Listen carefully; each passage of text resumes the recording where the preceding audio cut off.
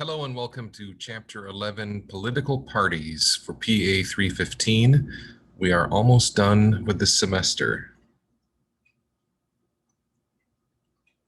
So the development of political parties, and we read about this in the text. Initially, especially during the writing of the Constitution, the framers really didn't emphasize political parties and actually thought that any political alliance should be temporary and not long-term. Excuse me. Even those presidents whose elections were mostly due to this creation of this partisan split, creating the Republican Democrats and the Federalists, which basically Federalists and Anti-Federalists, Thomas Jefferson, didn't think that partisan politics and the creation of these strong parties should last beyond an election. However, it did. And we'll be talking about that as you read in this chapter. So originally, in the first major elections, those who finished second became vice president. You can see there's some problems there. Can you imagine, for example, in 2016 election with Donald Trump, that Hillary Clinton was his vice president, or in 2020 that former President Trump becomes President Biden's vice. Obviously, that's problematic, and that was changed with the 12th Amendment in 1804. And then it was chosen by candidate party, which made a lot more sense. So we see that formation of the parties happened fairly early on after the constitutional United States comes to be, right at the turn of the century, from 18th to the 19th. And this only grows from there. So we have this party that was created essentially through the election of Thomas Jefferson, now has become the Democratic Party into the early 19th century. You have Andrew Jackson, who comes about at a time when most states, as we've discussed before and you saw in the videos, had changed voting rules to allow every white male to vote rather than just a select few landowners. So you had this multiple different classes, working class, lower classes, now could vote, and this rise of populism. And Jackson took that mantle and created the spoils system, etc.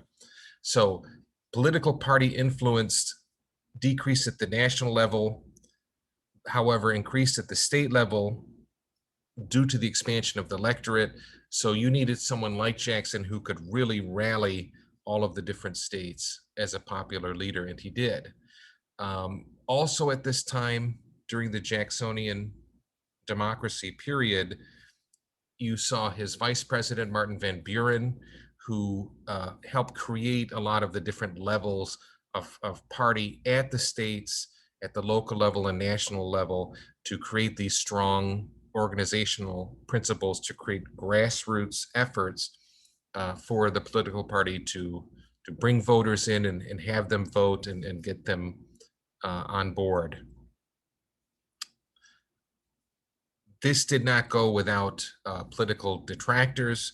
During Jackson's term, he was very controversial for many different reasons. And you had a new party come about that was called the Whigs. And the Whigs opposed a lot of the principles of still an anti-federalist state rights, trumping national strength. The Whigs were more of the old Federalist model, and they came to be, and that was the first successful two-party system in the Western world. Matter of fact, Andrew Jackson was the first president nominated by this national party through a state and party system, who then ran for president and was successful.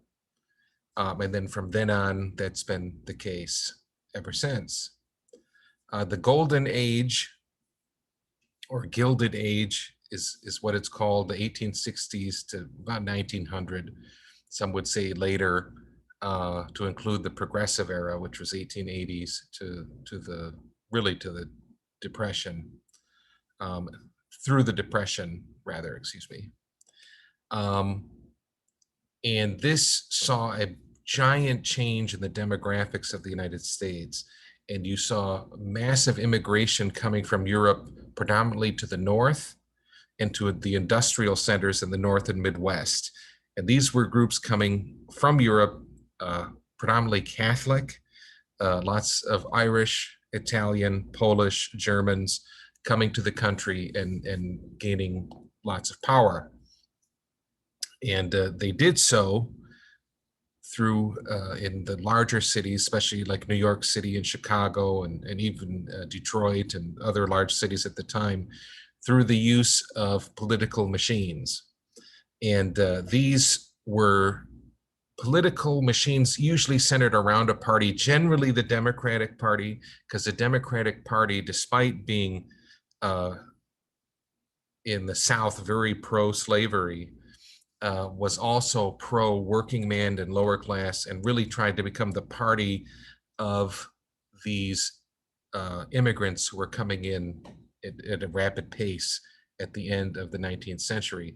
So the political machines would recruit different members, be it Irish or Italians, give them some sort of tangible benefit, such as a job, win the loyalty, have a lot of social gatherings, and then created these massive, powerful machines that would control the politics of the big cities. And this went on for generations, and even the text kind of says that disappeared in the 30s through progressive era reforms, progressive era reforms did address a lot of the corruption of these political machines.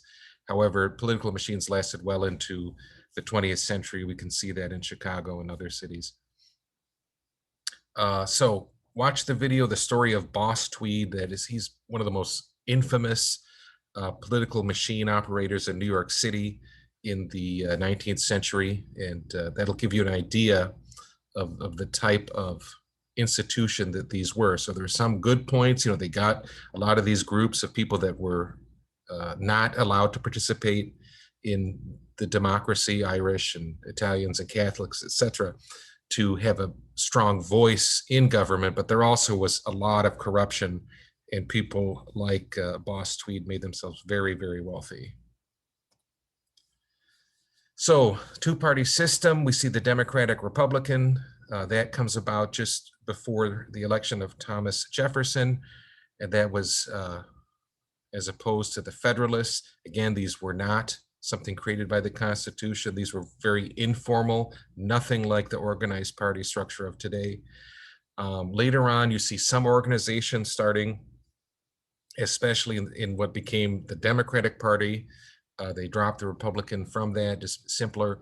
And you see the formation of different state level apparatus for the party and more grassroots efforts.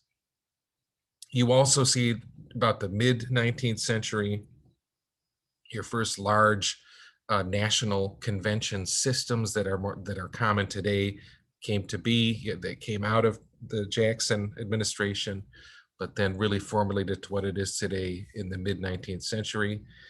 Also, you see the Whig Party formed, but it dissolved because the Whig Party had two factions. One faction wanted to abolish slavery, and the other faction did not, or didn't think that it was a wise move.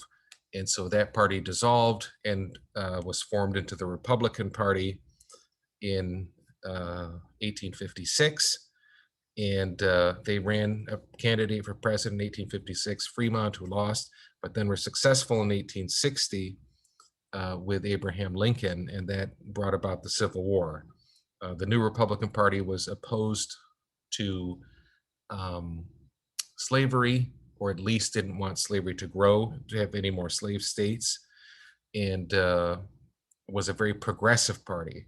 And the parties at the time, as you will see in two videos in the module, have really changed. over the past 150, 200 years. So what would be considered a Democratic Party principles in the mid-19th century is nothing like what it is now. The Republican Party is the same.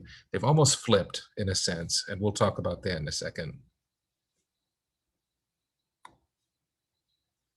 So the modern era, and we say modern era means really, from post-World War II.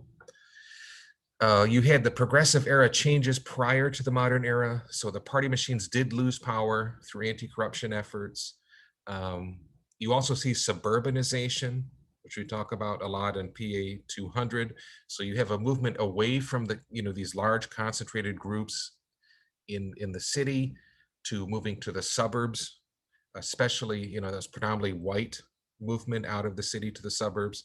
And with that suburbanization, you had more of a tendency for independent thinking and privacy and less grassroots efforts.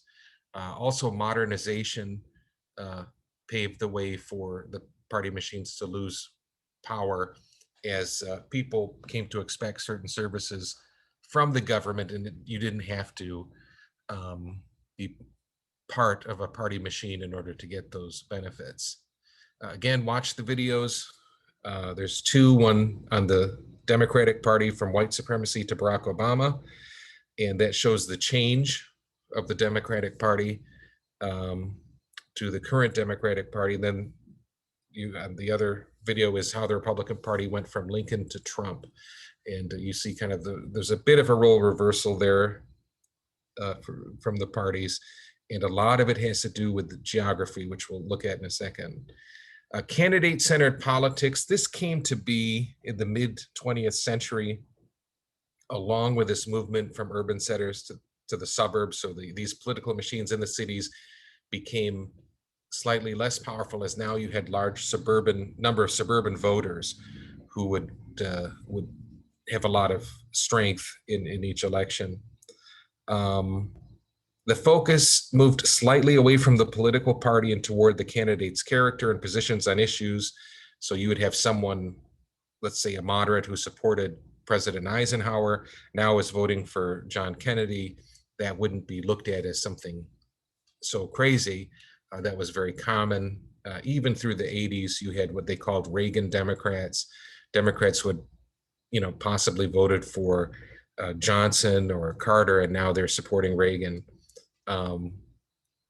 That, however, trend is, some might say, is dead and is being reversed due to the modern landscape and the polarization that we've been seeing exemplified. That's always been there, but it goes through waves, and we're in a wave now of intense partisanship and polarization. So if we look at the modern political party and independent voter landscape, this is from April of this year, 40% identify as independent, so that's the majority of people. 31% identify as Democrat, and 26% identify as Republican. So the text talks about realignment, and realignment means that some major event, in this case it was the Great Depression, the later realignment would be the civil rights movement in the 1960s, changed the way people vote. So 1928, you see this vast majority of the country voting Republican for Herbert Hoover, and he defeats Al Smith, who was the Democratic nominee, who was the governor of New York. And you see people were happy. The was the roaring 20s, and everyone, the economy was doing well. There were a lot of signs in the 20s of problems to come. The Democrats still held a strong hold in the South, a lot due to the tradition of Democratic Party favoring state rights, that being segregation and in the past slavery, etc., unfortunately. Then you have the crash. People see that the Republican model of laissez-faire government, that means government hands-off policy to let the free market do as it will, doesn't always work the best for everyone, and you have massive unemployment, massive depression, and people say well, they reconsider and look to a new Democratic Party through Franklin Delano Roosevelt, who offered government as a solution rather than sitting back, and tried to incorporate the democratic principles, which had been around a long time, of the working man and helping unions and things like that, and dealing with wealth inequality. And this is where you also start to see a movement toward more civil rights related issues that ultimately would lose the South for the Democratic Party, which we'll talk about in a second. So how are political parties organized? And both parties are organized about the same way. You have a national chair. This chair is nominated usually by the president or the presidential nominee for the party. If the party loses, then there'll be another vote for a chair soon after a losing election.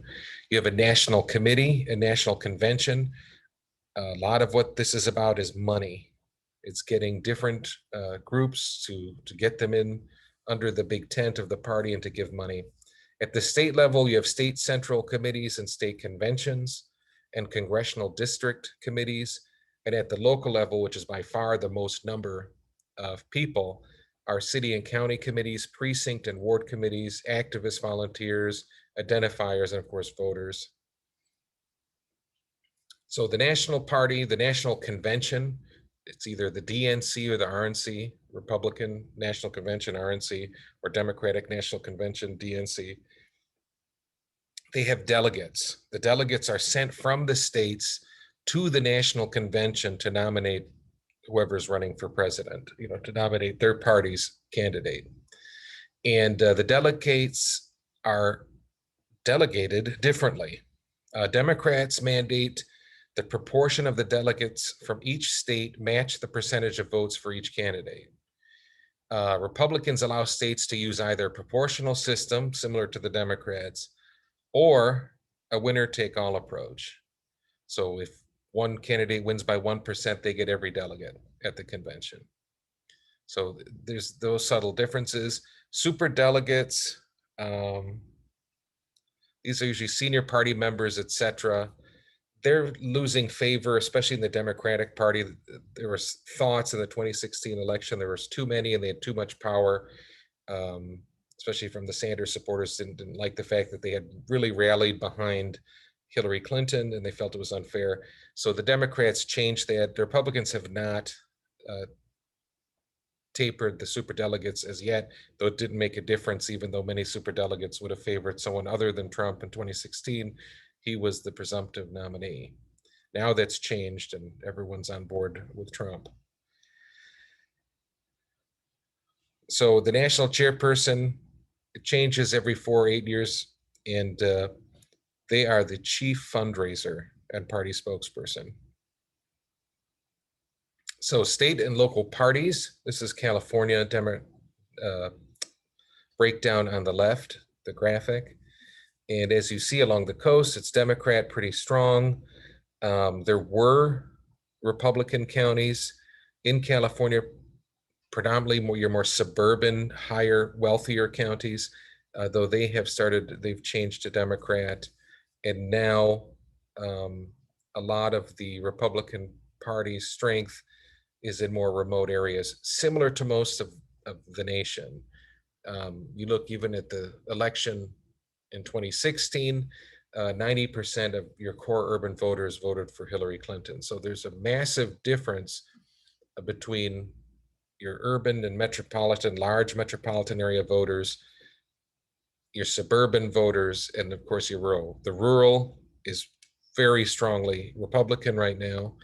The suburban used to trend more independent, but lean Republican. Now suburban, especially in 2020, started to lean toward Democrat. A lot of that has to do with the demographics of the suburbs and higher education rates, etc. So roots of the party, central committees in each state, majority of party positions at the sub-national level, and the regulation of parties is handled at the state level. And that's true for most all of the states. And that's a remnant of the states' rights and holding on to the power within the states, even though now it seems that everything is more centralized, and it has been, especially when it comes to money. But as far as the regulation of the parties themselves, the states still have a lot of power. Precincts, there's around 100,000. That's the smallest voting unit. That's where you have your grassroots efforts going door to door, etc. Informal groups have massive amounts of power now. You have women's groups, advocacy groups, labor unions, think tanks, nonprofit organizations, and this includes the 501c4 organizations, which you're watching this module this week.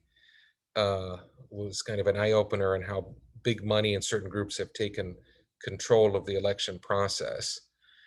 Party building activities, states are allowed through the federal election laws, most of which were thrown out by Citizens United, as you will see in the videos you're watching. Most, the few that remain are federal election laws do permit state and local parties to spend unlimited amounts of money on party building activities, such as voter registration drives and get out the vote efforts. So both parties do that. If we look at the national party platforms, they've obviously changed over the generations. Right now, I mean, we all know, most all of us know that is when it comes to gun rights and immigration reform, that's very strong, or I shouldn't say immigration reform, but attempts to limit immigration, that's firmly in the Republican camp at this point in time. That's not always been the case. But for some of the other issues, abortion is the main wedge issue probably right now between the two parties. Democrats support women's right to choose. Republicans prefer that abortion is outlawed or that it is a state issue.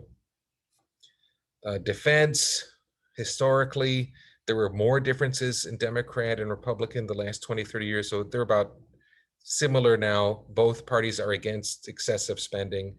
However, generally, Democrats don't favor just war activities or endless spending for the military-industrial complex. Generally, that's more of a Republican platform. Healthcare, it's pretty profound differences. The Democrats oppose any movement toward privatization of Medicare. They support increasing healthcare coverage options for working middle classes. We saw through the Affordable Care Act. Republicans, not all, but they're more lean towards premium support models or private-public partnerships, or in general, don't like new government-sponsored healthcare programs and are pro-private sector. Wealth inequality, that's been a major difference since the early 20th century between the two parties. And the Democrats support the rights of unions to allow workers to bargain for better wages and working conditions. They support higher taxes on wealthy and promoting upward mobility for marginalized groups, support greater access to education, especially higher education. They're pro-worker, pro-public education. Republicans generally, this is not always the case, support right-to-work legislation that weakens unions, gives more power to corporations in negotiating wages. And the argument there is it gives more rights for individuals who don't feel they want to be part of a union. They support lower taxes, especially for wealthy and corporations. They're pro-business, pro-privatization. LGBTQ, Democrats support marriage equality and equal treatment under the law for same-sex couples. That was decided in the Supreme Court in 2015, actually. That's a typo in the slide. And the Republicans supported constitutional amendment called DOMA, defining marriages between one man and one woman. They're against the Supreme Court ruling allowing for gay marriage. Not all, but there's a tendency to not be supportive of that.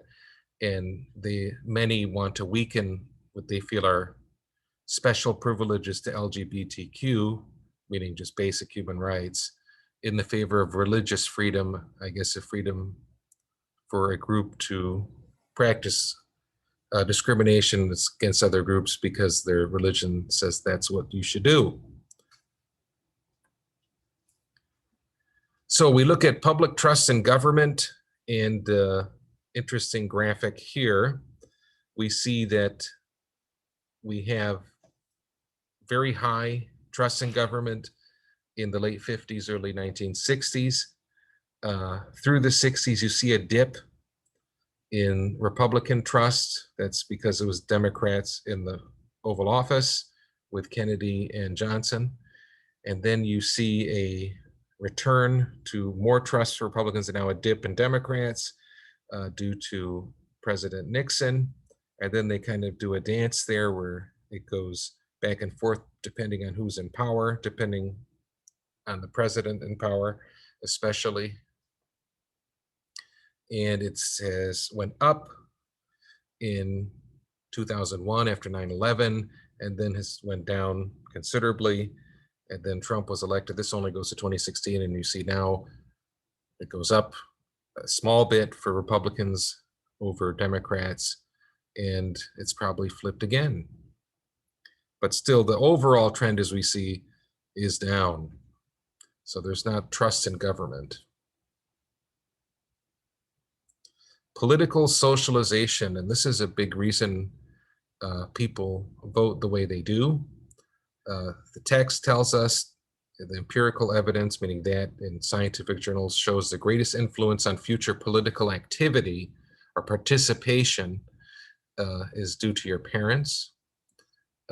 Other very strong factors are group affiliation, so individual church or religion. Doesn't mean if one is one religion, there's Catholics are about 50-50, Democrat and Republican. Some churches aren't quite as equal.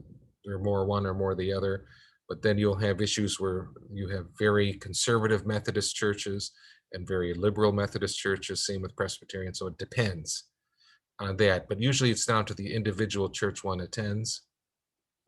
Evangelical churches, of course, are very, very strong Republican. They were courted by Ronald Reagan, and even before that, they really went out to get the evangelical vote because they knew they had the support of the evangelicals who in the past were strong Democrats opposed to who were supportive of segregation and opposed to the civil rights movements. A lot of the activity for that was organized through the evangelical churches, unfortunately. So there's that kind of us versus them mentality. You have geography, as we see in the videos and in the text. The South, really, due to the history there and the Civil War, etc., playing a big part in which party was in power, more so not based on the party, but based on how the party felt about the separating or treatment of minority groups. Gender, race, ethnicity makes a difference. We'll look at something in a second from 2016 election. Age makes a big difference, as we will see. Social and economic factors make somewhat of a difference. Marital status makes a little bit of difference. A big thing now is identity politics. And that gets back to the church, religion, and family, and race. And you have these tribal feelings of us versus them. And it's really a fear of the unknown and kind of this fallacy of a zero-sum mentality. So people think, well, if this group's getting something, then my group's losing something, which obviously it's irrational in many ways, but that's how we are conditioned, unfortunately, as human beings, often to think that way. It's hard for us to put ourselves in other people's shoes or to see how we can help that the world's better if we're all brought up and more successful as an entire group of people rather than individual groups profiting at others' expense. This is highly reinforced through news preferences and especially through social media algorithms. So you see everything we do on the internet, Facebook, etc., what we buy, Google, Amazon, is being recorded, and then there's algorithms that predict how one may vote or predict how much product someone would like. And we see that all the time now. This is nothing new. And this is getting more and more powerful, unfortunately. So people get into their own bubble. All of a sudden, only the news they're watching is one slanted, biased news platform, and everything else they're seeing, and lots of things come in there. The whole fake news issue, which originally was literally fake news being created by political propagandists, but also by nefarious overseas groups in Russia and Iran and China to create, destabilize and create chaos. And so these things were thrown into the system, and people who aren't as media savvy will believe it. We still see that today with the whole Q phenomenon. There's been documentaries debunking the whole thing, and most rational people have realized that this is not really anything that has much merit outside of a propaganda tool to divide and conquer. However, people still hold on to that belief. Other strong influences, peers and work, charismatic political personalities. So sometimes you have someone who's very strong charisma, either can be good or bad. Hitler was very charismatic as well.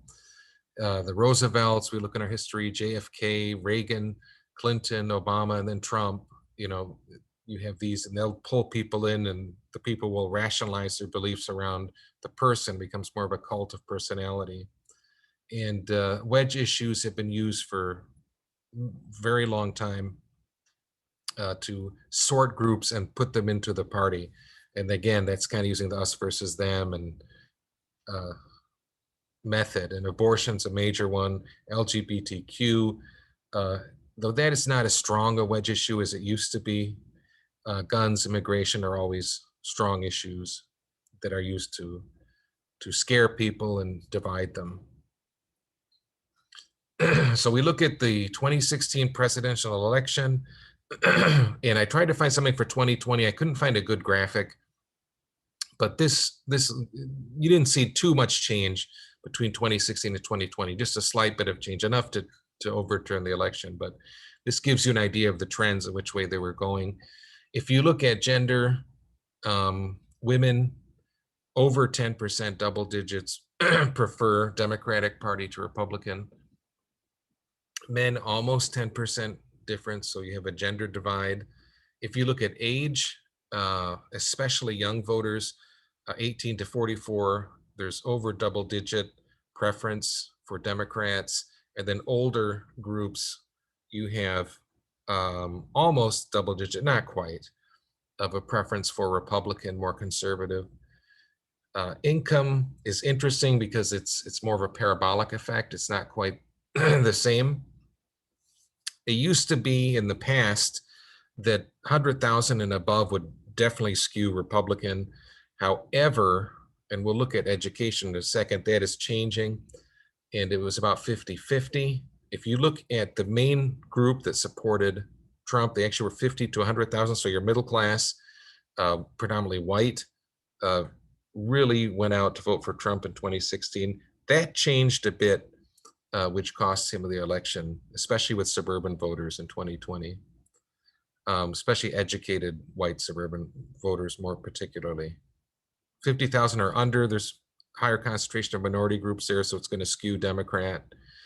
Race, Hispanic is about 2/3 favor Democrats. Asian is close to that now, though hasn't always been. The differences generally between Asian and Hispanic is you will see those the highest income brackets may support, be more likely to support Republican, or especially if those who are part of evangelical or more religious, more fundamentalist religious groups will support Republican. African American massively support Democrats, and that's been the issue since the 20th century, where you saw the Democrats really get behind promoting civil rights issues, which cost them the South, and that Southern strategy that was used. The text says by Nixon, really the Southern strategy started with Goldwater before Nixon. And they said, well, we can get these people to come to our side. and they did. And you saw that realignment.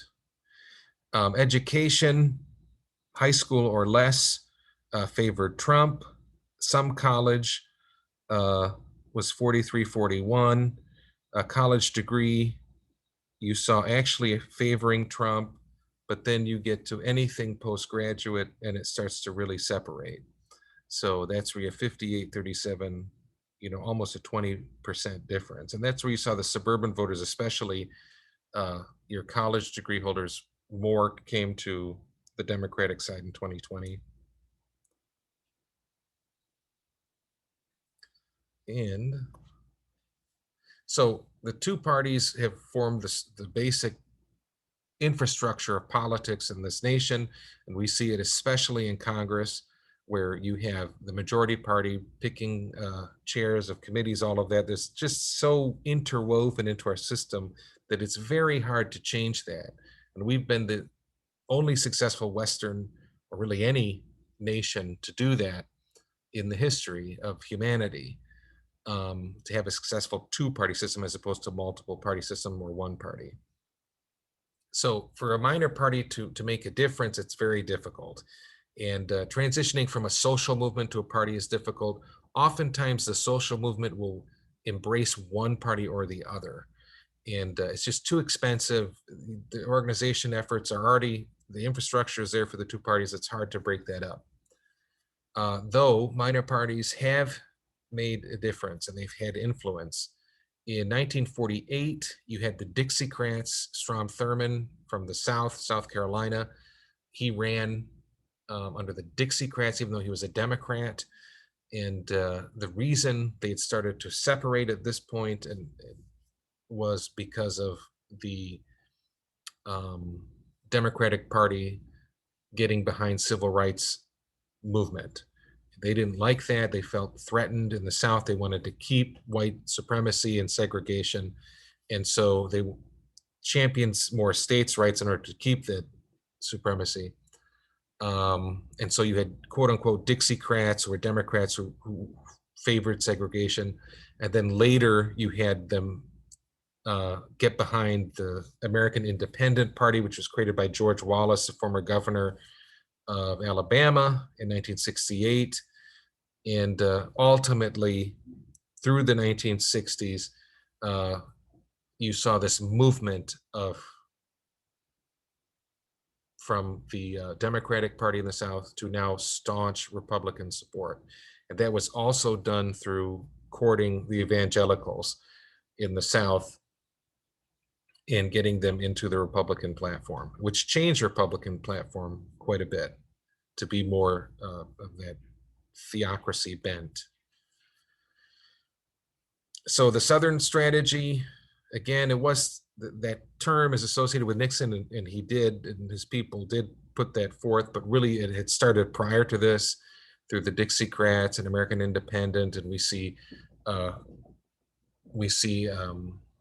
Goldwater, who ran for office in 1964, and really getting the Southern white voters who were against desegregation or against civil rights movement, and became the powerful South Republican red that we see today, which is starting to change in a few states. We saw that in Georgia, as Georgia has Atlanta becoming, and some other metropolitan areas growing. And as the urban areas grow in these southern states, and Texas too as well, that will probably change. Urban voters are vastly more Democratic than Republican, which wasn't the case 100 years ago.